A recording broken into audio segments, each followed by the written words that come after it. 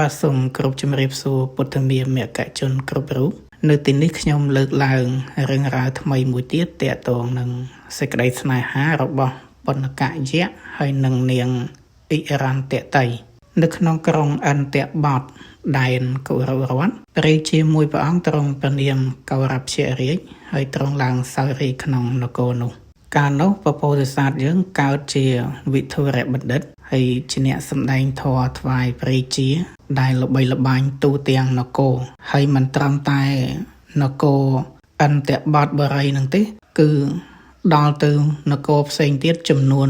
101នគរភាពល្បីល្បាញនេះកាន់តែអស្ចារ្យនៅពេលដែលវិធុរបណ្ឌិតនឹងបានដោះស្រាយប្រស្នារបស់ស្ដេចទាំង4គឺស្ដេចនាគស្ដេចគ្រុឌសកទេវរាជហើយនិងព្រះបាទកោរពជារាជនឹងឯងដែលអួតប្រកាន់រឿងឧបោសថរបស់ខ្លួននឹងល្អរៀងអង្គខណៈដែលវិធុរបណ្ឌិតនឹងបានក្រាបទូលថាឧបោសថរបស់ព្រះអង្គគឺប្រសើរដូចគ្នាអញ្ចឹងប្រៀបដូចជាកាមរទេស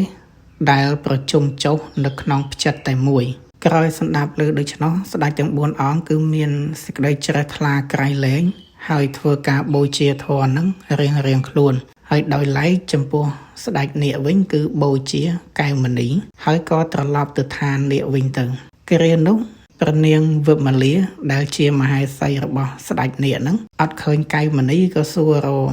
មូលហេតុ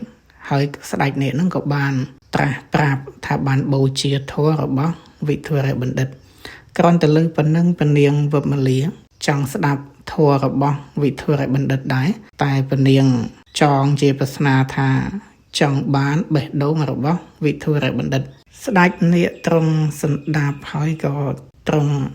ត្រាស់ថាការចង់បានវិធុរបណ្ឌិតនឹងដូចជាបុគ្គលដែលចង់បានព្រះអាទិត្យឬក៏ព្រះច័ន្ទអញ្ចឹងគឺមិនងាយនឹងយកមកបានទេ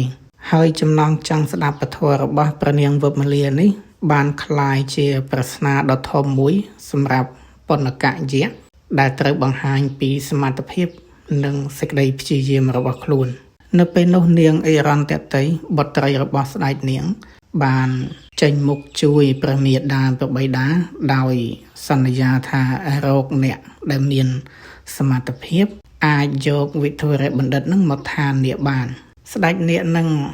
នាងវិមាលានឹងបានត្រាស់ប្រាប់បុត្រីថាបើនរណាអាចយកវិធុរបណ្ឌិតមកកាន់ឋាននាគនេះបានមែនអ្នកនោះចូលជាស្វាមីរបស់នាងចុះហើយនាងអិរន្តតីបុត្រីស្ដេចនាគនឹងបានទទួលសន្តាប់ហើយក៏ចេញទៅច្រៀងនៅលើកំពូលភ្នំមួយជាប្រស្នាគ្រានោះបណ្ណកយៈដែលជិះសេះកាត់តាមអាកាសស្រាប់តែឮសំឡេងនាងអិរន្តតីច្រៀងក៏កើតសេចក្តីស្រឡាញ់បានឈប់សេះហើយនិយាយសារសងលួងលោមជាមួយហើយធានាថាខ្លួននឹងអាចទៅយកវិធុរបណ្ឌិតមកថ្វាយព្រះមាតាព្រះនាងបាននៅពេលដែលឯកភាពព្រមព្រៀងគ្នាហើយបណ្ណកយៈនឹងក៏ជិះសេះសន្ធប់អាចន័យទៅតាមអាកាសយ៉ាងលឿនដូចជាសន្ទុះផ្លូវចិត្តអញ្ចឹងហើយមុននឹងចូលទៅកាន់ក្រុងអន្តបតនឹងបានដឹងជាមុនថាព្រះបាទកោរពជារាជនឹងទ្រង់ជក់ប្រតិក្នុងការលេងបាសកាហើយបណ្ណកយៈក៏ដឹងថាធម្មតាក្សត្រតែងមានសម្បត្តិនឹងស្ទើរតែគ្រប់យ៉ាងទៅហើយដូច្នេះយើងគួររកសម្បត្តិណាមួយសម្រាប់ធ្វើជាបន្ទាល់ក្នុងការលេងបាសកាជាមួយព្រះអង្គគិតហើយបណ្ណកយៈបានកលេចទៅលើកំពូលភ្នំមួយឈ្មោះវេបុលហើយដែលភ្នំនេះគឺនៅព័ទ្ធជុំវិញក្រុងរាជក្រឹសក៏បានឃើញកែវមណីដ៏ល្អវិចិត្រនឹងមួយដួងហើយបណ្ណកយៈនឹងក៏បានដើរទៅសម្លុតពួកកំភ័ណ្ឌដែលចាំយាមកែវមណីនឹងដោយត្រឹមតែចុងភ្នែករបស់ខ្លួនប៉ុណ្ណោះមានន័យថាគ្រាន់តែសម្លឹងនឹងពួកកំភ័ណ្ឌដែលការពារកែវមណីនឹងគឺរត់ខ្ចាត់ខ្ចាយអស់រលីងរួចហើយក៏ចុះពិសេសទៅដើរទៅយកកែវមណីហោះសម្ដៅទៅកាន់កុរវរដ្ឋគឺក្រុងអន្តបតបរិយនឹងឯងលុះទៅដល់ហើយក៏ចុះពីសេះអាសដរដឹកសេះដើរទៅកាន់ព្រះរាជវាំងនឹងយ៉ាងអង់អាចព្រះរាជាគឺព្រះបាទកោរពជារាជត្រឹមតែតូចឃើញរឹកពៀដ៏អង់អាចដូចមិនតក់ស្លុតអីសោះទ្រង់គិតថាប្រហែលមានុបនេះមិនមែនជាអ្នកនគរនេះទេពីព្រោះបណ្ណកយៈនឹងនៅពេលដែលទៅដល់ក្រុងនឹងគឺកាឡាខ្លួនជាមានុបដែលជិះសេះនឹងទៅ ឥតបានទៅក្នុងអត្តភាពជាយៈទេនៅពេលពន្ធកមាណពដើរទៅបង្គំគាល់ហើយក៏ទូលព្រះរាជាអំពីបំណងចង់លេងល្បែងបាសការព្រះរាជាដែលទ្រង់ធ្លាប់តែឈ្នះដាច់អស់ក្សត្រទាំងពួងក្នុងការលេងបាសការហ្នឹងទ្រង់អត់មានអត់ឯកទេទ្រង់ឯកភាពជាមួយហើយសួររកបន្ទាល់ពេលនោះពន្ធកមាណពនឹងក្រាបទូលថាទូលបង្គំមានកែវមณีមួយហើយនឹងសេះអសដរនឹងមួយសម្រាប់ធ្វើជាបន្ទាល់ព្រះរាជាទ្រង់ហាក់មានការសើចចំអកដោយទ្រង់ត្រាស់ថាទើក្រអីសពបើកែវមณีនិងសេះអសដរនៅក្នុងដែនរបស់យើងគឺវាអត់មានខ្វះទេនៅពេលនោះហើយដែលពន្ធកមាណពក្រាបទូលព្រះរាជាថាប្រហែលទ្រង់នឹងពុំទាន់ជ្រាបអំពីសមត្ថភាពរបស់សេះហើយនឹងកែវមณีនេះទេតែទូលបង្គំអាចសាកល្បងឲ្យព្រះអង្គតតផ្ទាល់បានរួចហើយក៏ជិះសេះក្រវល់ក្រុងហើយក្រុងអន្តបតបរិយទាំងមូលពន្ធកយៈគ្រាន់តែទះខ្នងសេះហើយឆ្វែលតែមួយឆ្វាច់ហ្នឹងគឺមកដល់កន្លែងដើមភ្លាមហើយទៅមើលក៏មើលអត់ទាន់ដែរបើ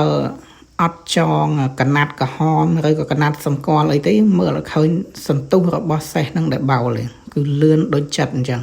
ហើយមិនតែប៉ុណ្ណោះពន្ធកយៈហ្នឹងបានបោលសេះហ្នឹងទៅកាន់ស្រះបោករណីហើយទៅដល់ស្រះហ្នឹងបានលោតចុះពីខ្នងសេះទះសេះឲ្យបោលទៅមកខាងស្រះទៀតហើយខ្លួនឯងនៅឈរនៅលើស្លឹកឈូកក្នុងស្រះហ្នឹងហើយសេះហ្នឹងត្រឡប់មកវិញបានរត់ឡើងលើខ្នងសេះហ្នឹងហើយបោលសម្ដៅមកក្រុងវិញហើយសំបីតែទៅទឹកចុងកញ្ចក់សេះបន្តិចក៏អត់មានទៅទឹកដែរហើយ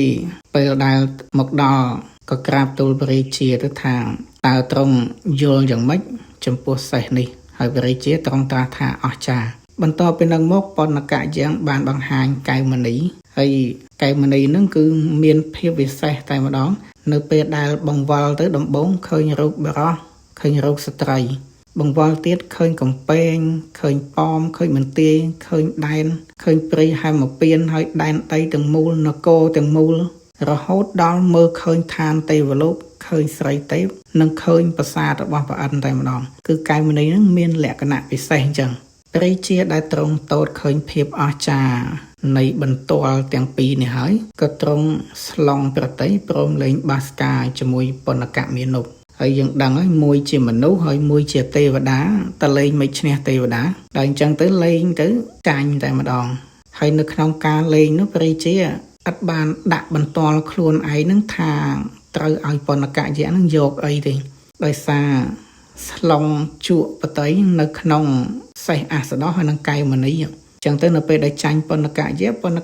ទាមទារយកវិធុរៈបណ្ឌិតនៅពេលដែលពន្ធកយៈទាមទារយកវិធុរៈបណ្ឌិតបានហើយក៏ឲ្យវិធុរៈបណ្ឌិតហ្នឹងតោងកតុយសេះហ្នឹងហោះទៅឋាននេះហើយអំពើដែលតោងកតុយសេះហ្នឹងហើយដែលធ្វើឲ្យពន្ធកយៈហ្នឹងមកជាតិចុងក្រោយ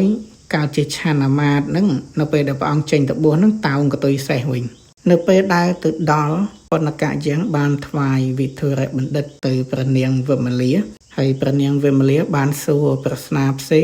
ងរីឯវិធុរៈបណ្ឌិតហ្នឹងបានឆ្លើយប្រស្នានឹងគ្រប់យ៉ាងថ្វាយព្រះនាងយ៉ាងពិរោះហើយព្រះនាងវិមលាហ្នឹងទ្រង់ត្រាស់ថានេះហើយជាបេះដូងរបស់បណ្ឌិតដែលខ្ញុំម្ចាស់ហ្នឹងត្រូវការហើយក៏ធ្វើការបូជាវិធុរៈបណ្ឌិតហ្នឹងដោយប្រការផ្សេងព្រមទាំងលើកនាងអិរន្តតីហ្នឹងទៅឲ្យពន្ធកយៈហ្នឹងតាមពាក្យសន្យាហើយពន្ធកយៈហ្នឹងក៏បាននាងអិរន្តតីហ្នឹងមកជាភរិយាក្នុងគ្រានោះទៅដោយវីរយភាពរបស់ខ្លួនដែលឥតរួញរានៅគ្រាក្រោយមកទៀតព្រះនាងវិមលាបានបង្គាប់ឲ្យពន្ធកយៈហ្នឹងនាំយកវិធុរៈបណ្ឌិតហ្នឹងមកកាន់កௌរវរដ្ឋថ្វាយព្រះបាទកោរពជារាជវិញក្រោយពីព្រះនាងបានស្ដាប់ធម៌យល់ចូលចិត្តហើយព្រះបាទកោរពជារាជអ្នកដែនក៏បានត្រេកអរសាទរនឹងគ្រប់គ្នានៅពេលដែលទទួលបានវិធុរៈបណ្ឌិតមកវិញ